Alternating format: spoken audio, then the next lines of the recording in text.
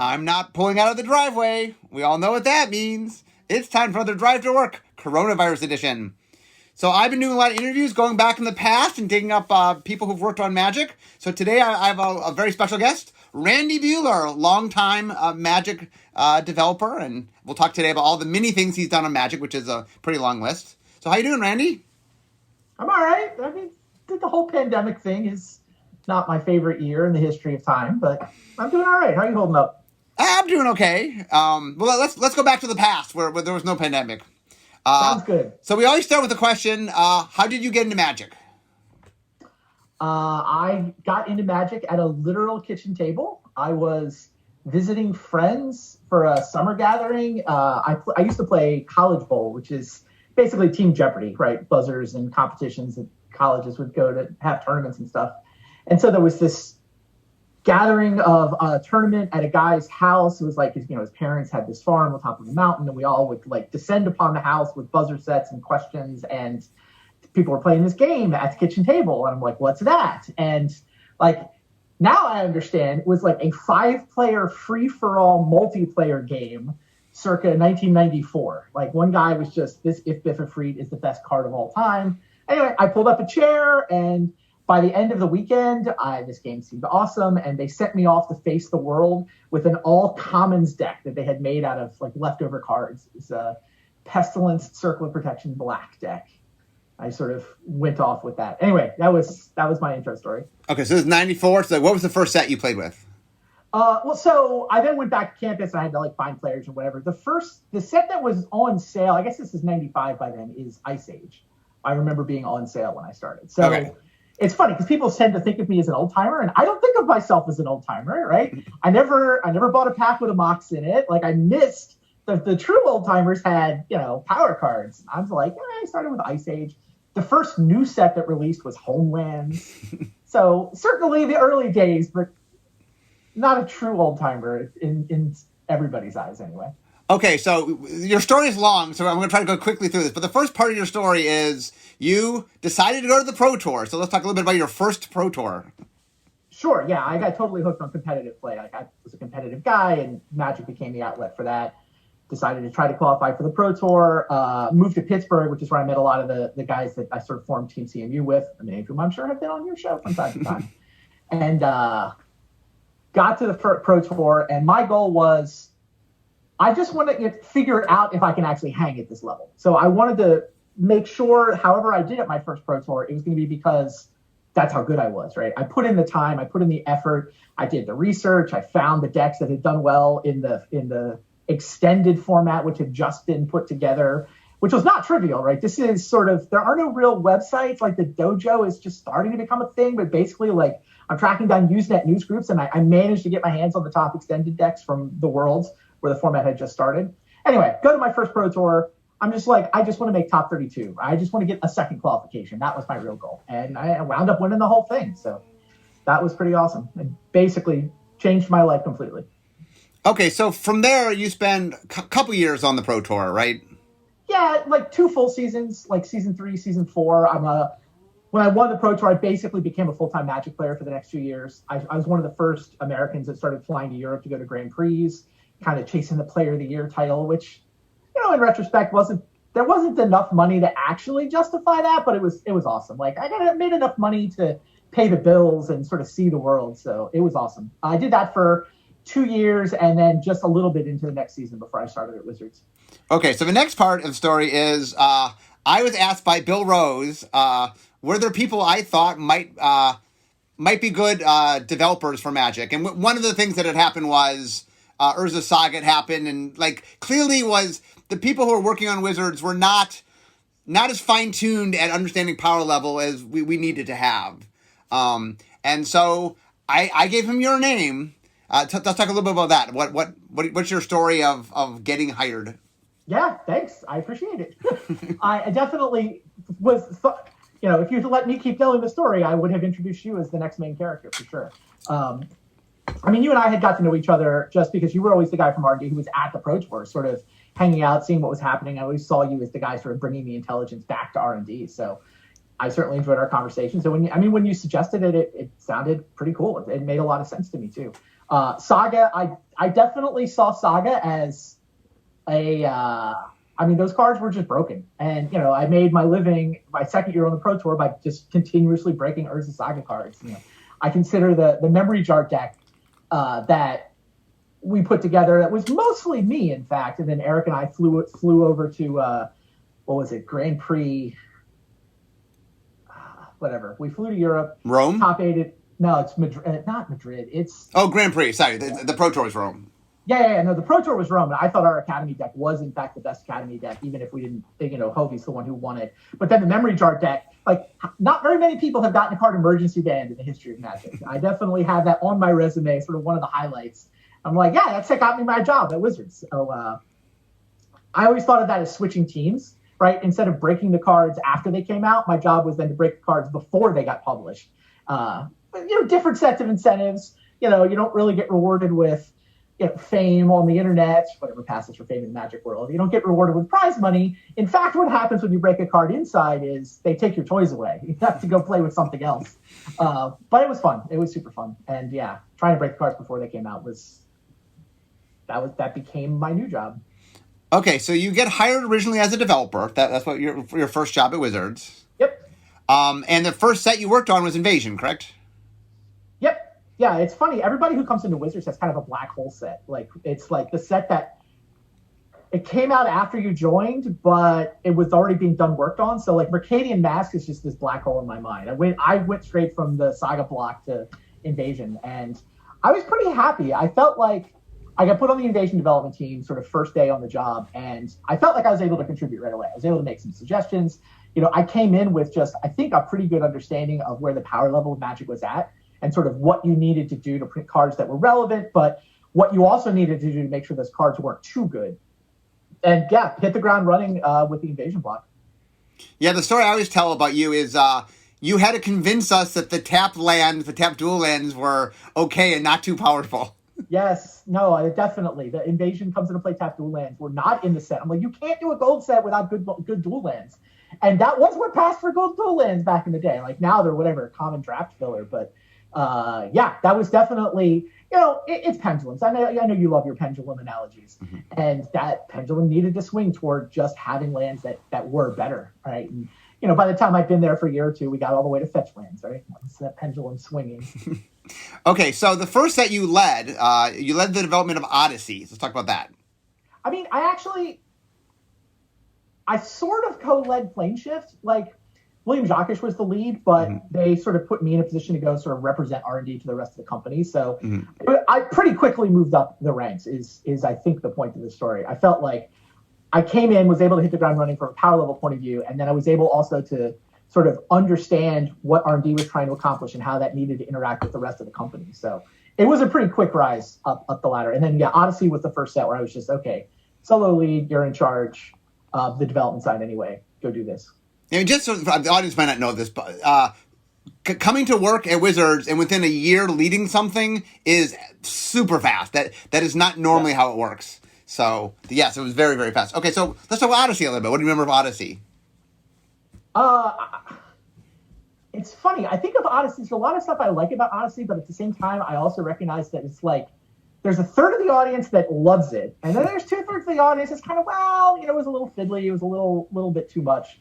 I was definitely happy with what we did with the power level of Standard, right? I mean, for me, a lot of those first couple of years of Magic was, look, the creatures need to be better, the spells are too good, right? I'm coming out of this era where, I was the guy with the deck of 23 counter spells. And so for me, a lot of it was so counterspell is just too efficient, right? You stop whatever the hell the opponent is up to, too good. Swords to Plowshares, too good. These answer cards are just better than the threats. And so I look at the Invasion block, Odyssey does this, Onslaught I think does this as well, where it was really a matter of making sure the threats were actually good enough. Can we get people to play big creatures? In particular was, I think, the icon. I mean, it's not really Odyssey, but I mean, for me, my favorite memory of sort of that arc, but by the time I'm leading Odyssey, I'm watching what Invasion is doing in the real world, right? And so, that fall, we're in Odyssey development, I'm going to the Pro Tour, and, Brian Kibler playing a riff in the top 8 of a Pro Tour Brian Kibler enchanting his Rift the Awakener with an armadillo cloak, attacking John Finkel for the win. I mean, it's one of Kibler's favorite stories, like almost his origin story, right? The Dragon Master. Mm-hmm. He's been coasting off that story for years. But I love the story because for me, it's just, yeah, that's what we were trying to do, right? We got a guy to play a 6-mana dragon in his Pro Tour deck, and not just play a 6-mana dragon, but enchant it with an armadillo cloak. That was, for me, the sign that, yeah, okay, we're headed in the right direction, right? We're pushing the game toward creatures being playable, and not just, the random rush creatures, but big creatures being playable. There just aren't answer cards that are efficient enough to stop people from enchanting a Rift with an armadillo cloak. So that was, it's not an Odyssey specific story, but that's what that time in Magic was about from my perspective. Yeah, I mean, the other big thing about that time period is it really was this major shift in how we thought about how we developed the game. I mean, you were really the leader. I mean, they hired you, and then the other people came, and you were definitely part of getting other people to come. And, development really, that's the era where the idea of the Pro Tour players really became the developers, right? Yeah, I was Henry Stern came off the Pro Tour, right? Yeah. And so I was not like I was the first Pro Tour player that got hired. But yeah, there were a bunch of us in a row. I mean, some of which was, me starting to recruit people. Some of which was just, there were some other people that were sort of things that were in flight when I started. But yeah, and a lot of it was getting that Pro Tour deck building mentality to just understand, you know what?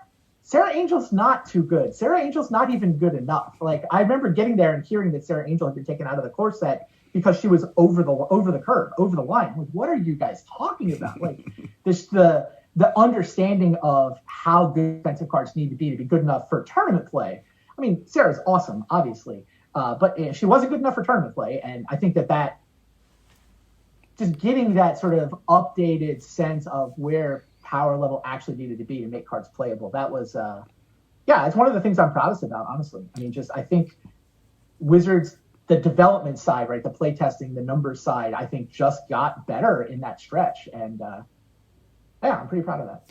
Okay, so what happens now is you used to start leading a lot of sets. So I'm going to list some sets here. You can jump in anyone you're interested to talk about. But you co-led Judgment, you led Onslaught, you led Scourge, you led Mirrodin, you led Saviors Kamigawa, you led Cold Snap. Like, you were just leading a lot of sets. Now, at some point during there, you go from being just a developer to being the head developer. When did that happen? How did that happen?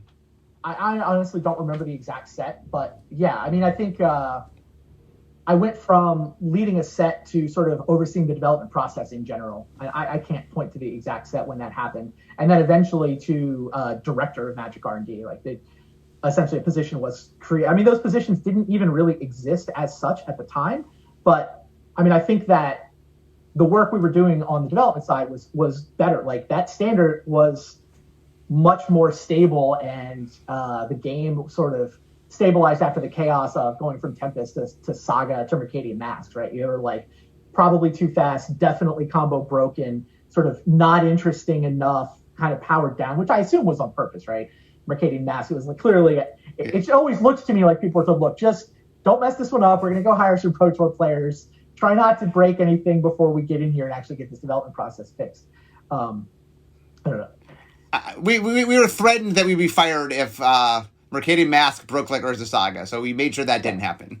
Yeah, exactly. I mean, there's some stuff in there that is fun, but I think that the Invasion into Odyssey into Onslaught, which were sort of my first 3 blocks, I felt, we stabilized the power level of the game. We sort of got to a point where, okay, this is a power level for Standard that we can work with on an ongoing basis, right? We don't have to just keep outdoing the previous year. We can do cool things, and we sort of helped the game transition from, is this a fad? Is this thing going to be around forever? To, okay, this looks like sort of a stable evergreen brand. And yeah, that was going well. So I was getting promotions, I think, because of that. I got head developer, which essentially meant I was overseeing the development side of the process, and then eventually director of Magic R&D, where I was overseeing design and development. And I had the art team for a while as well. So a bunch of things happened during this time. So one is I attribute you to a lot of recruitment. You got a lot. I mean, some of which you had obviously people you'd worked with before, but you did a lot to just bring in a lot of sort of Magic talent, if you will. Yeah, no. We hired Brian Schneider on my watch, Eric Lauer, Mike Turian came in, Aaron Forsythe came in, although that one was more for the website and was probably you as much as it was me. But certainly I was grabbing Aaron from the website and pulling him into R&D, definitely a thing I had my hands on as well. Another big thing that happened. So Bill Rose was the head designer. Actually, he was like sort of both head designer and head developer for a while. And then Bill got promoted and ended up becoming the VP of R&D. Yeah. And then you were the person that finally convinced Bill that he couldn't both be head designer and be VP of R&D, although he tried for a while. And you were the one that made me the head designer. So thank you for that. You're welcome. Yeah, no, well deserved. Okay, so I named a bunch of sets here: Odyssey, Judgment, Onslaught, Scourge, Mirrodin, Saviors, Cold Snap. Any stories from any of them that strike you as a fun developer story? It's funny. The one that I'm proudest of is one you didn't name. Okay. Which is Ravnica. And the reason I'm so proud of Ravnica is I think I was on literally every single team. I wasn't necessarily leading them all, but I was on the development team for every set in those years, right? Just there wasn't a Magic set I didn't have my hands, in the details as a developer. But, as we've talked about this career where I wind up getting promoted to this director of Magic R&D spot, Ravnica is the first set that was led by people who reported up through me. Yeah. It was the first set where I felt like I built the team.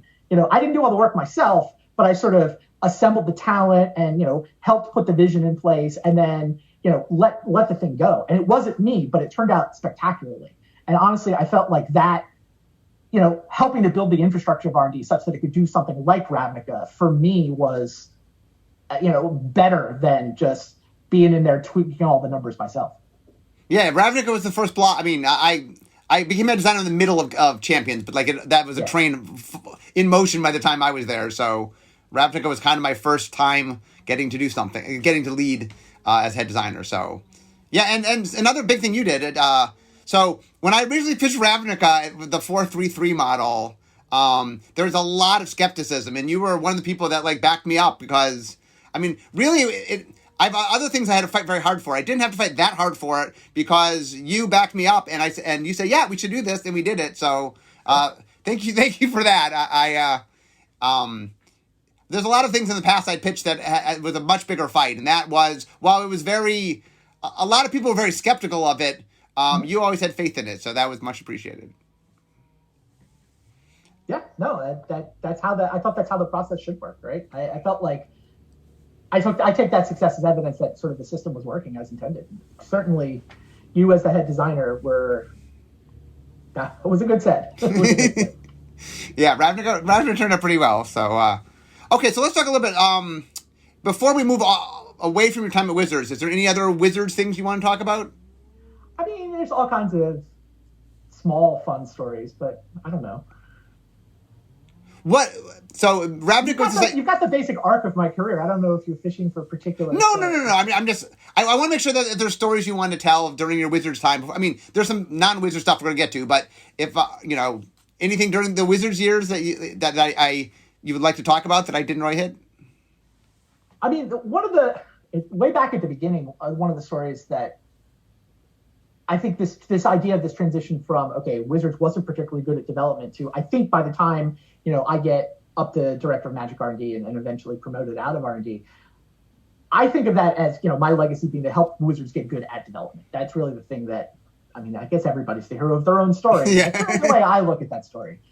And it's funny, the Future League is that legacy almost incarnate, right? When I showed up, there was no Future League. I remember, I moved to town, I'm staying at some random corporate apartment in Tukwila while I'm looking for a place to stay. And there's the Future League's going to get together. And the Future League was once a week. People would get together and build decks, and it was current real world standard plus one set. And so it was an effort to try to understand what was likely to happen in the real world, but hadn't happened yet. And so I do this, I show up with this deck and whatever. My deck was terrible because I was drinking from the fire hose, right? I'm trying to learn all the sets at the same time. I didn't know the Mercadian Masks block yet. So for me, it's not plus one set. For me, it was plus four sets. But I get there and it's okay, we played, what did we learn? And we can't do anything with this information, right? The next set that is coming after what we're playing in the Future League, it's already been put to bed, right? We're working on Invasion. What good does it do us to test these prophecy cards? This is essentially where we are. So the Future League, I basically said, look, we need to move farther into the future. We actually need a future League.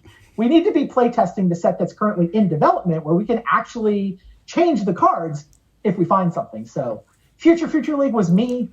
That's definitely a thing that, goes on my resume. I don't know if it goes on my tombstone, but sort of inventing the Future League was sort of the beginning of that push to helping put better development processes in place, help the company get better at breaking the cards before they come out. Yeah, and for example, just to give I think of like Eldraine, Throne of Eldraine. So I led the set. You're the one that made me head designer. I handed off to Eric Lauer. You recruited him. My architect was Mike Turian. You recruited him. So your legacy lasts a long time. Even though it's been a little while since you worked at Wizards, your influence is long felt. So it is definitely one of the things that's fun for me interviewing people is I want the audience to understand. Like, people come in and their influence can last a long time, especially people that had a lot. Like I think it's very correct. When you started, we didn't know what we were doing from a development standpoint, and by the time you left, it was a pretty good system. Like I said, it went.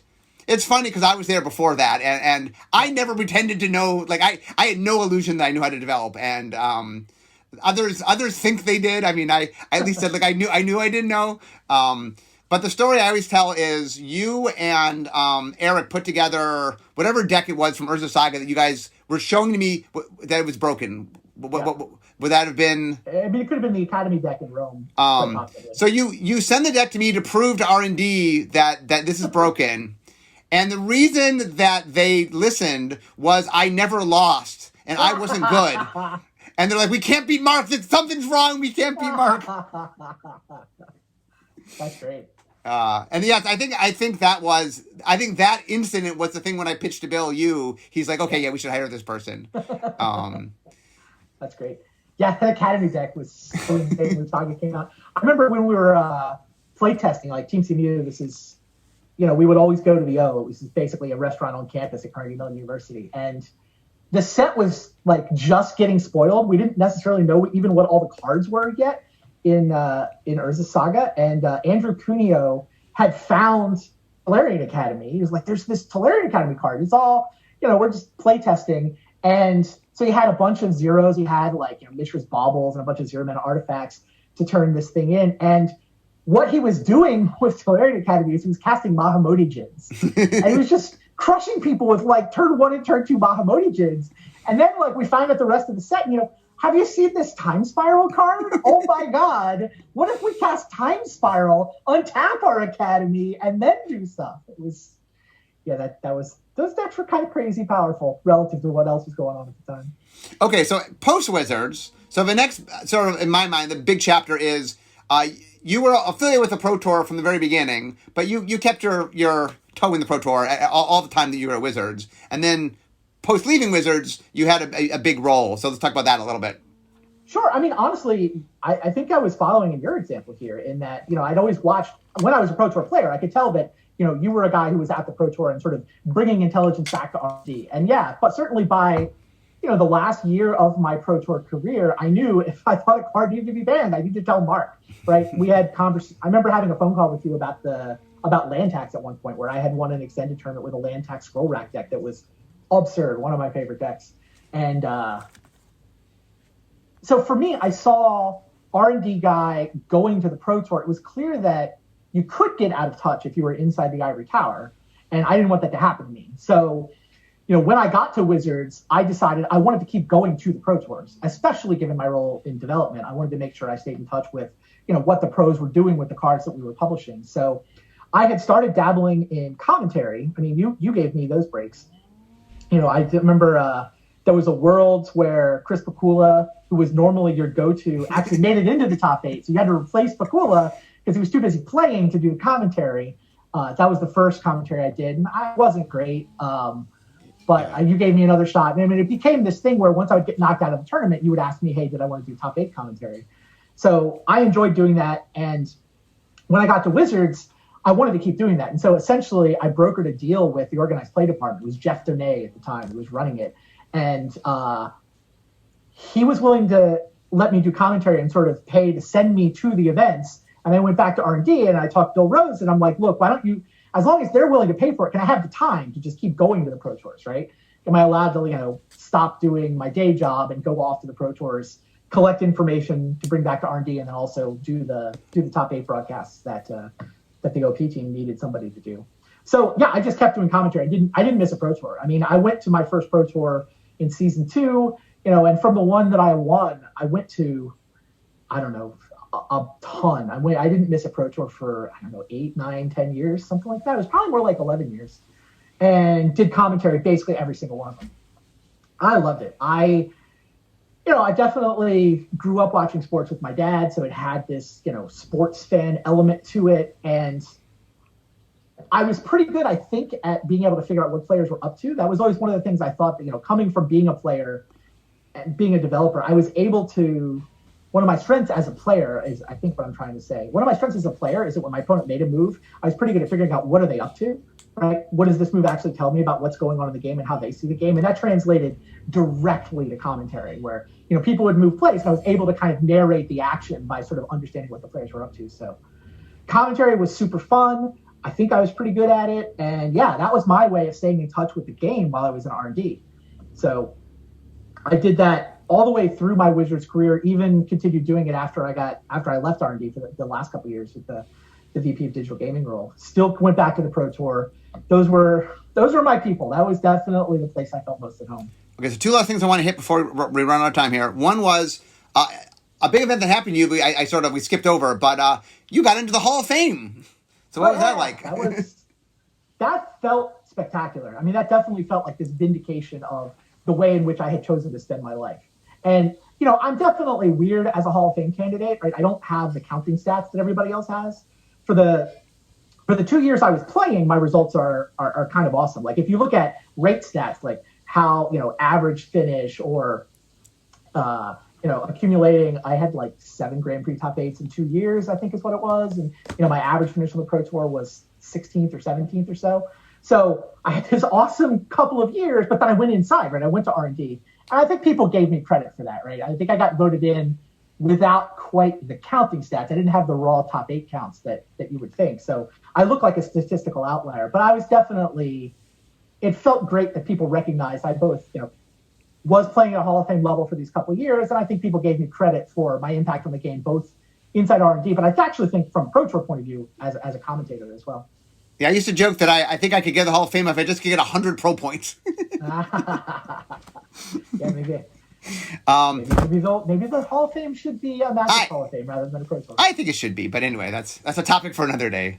Yeah, I kept doing the commentary even after I left Wizards, right? I left Wizards, went off, worked for other companies, continued to do commentary for a while, left, but then came back even later, and just that commentary piece was just, it was a thing that I enjoyed. It was a thing that people seemed to like, a role people seemed to enjoy me in. So that's just, I don't know. That's been my connection to the game longer than I was a Pro Tour player, longer than I was an R&D guy. I've been a commentator longer than I've been basically anything else in my life. Okay, so the last piece before we wrap up is something you've been doing more recently is being sort of a producer of putting on sort of online events. Do you want to talk a little bit about that?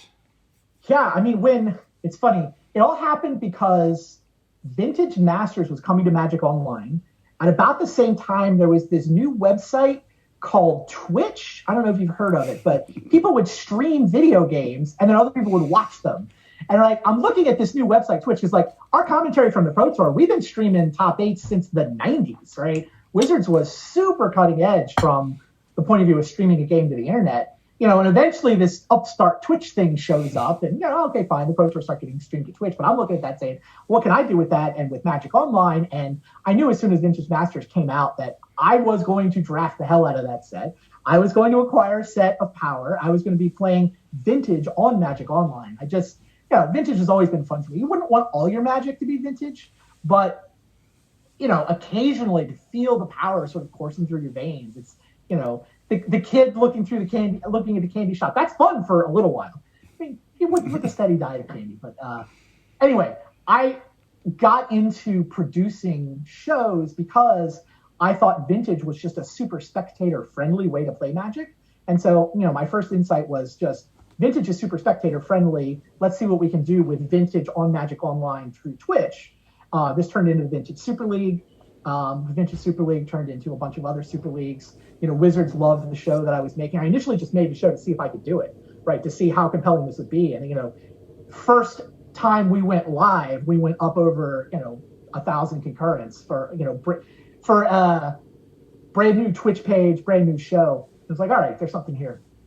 And that's been awesome. So I've been doing that for, what was that? I think that was 2014, 15. I mean, it's been over 5 years of Super Leagues and various incarnations, Vintage Super League being the one we've gone back to sort of the most often.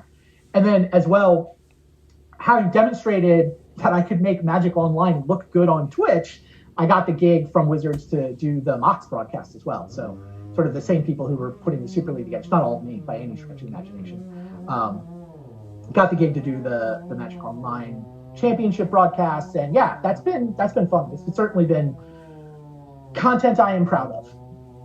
Well, I see my desk, which means that I've actually made it to work. So, as we wrap up, any final thoughts about your many years on Magic? I'm impressed that you managed to cover the spectrum in just whatever it's been, half an hour or so. Well, I've been doing a lot of these interviews. I've been getting good at getting things to half an hour. So can be hard to keep me on task like that. That's fun. So anyway, guys, I can see my desk, so we all know that means this is the end of my drive to work. So instead of talking Magic, it's time for me to be making Magic. So Randy, I want to thank you for being on the show. Thanks for having me. It was fun. And guys, I will see you all next time. Bye-bye.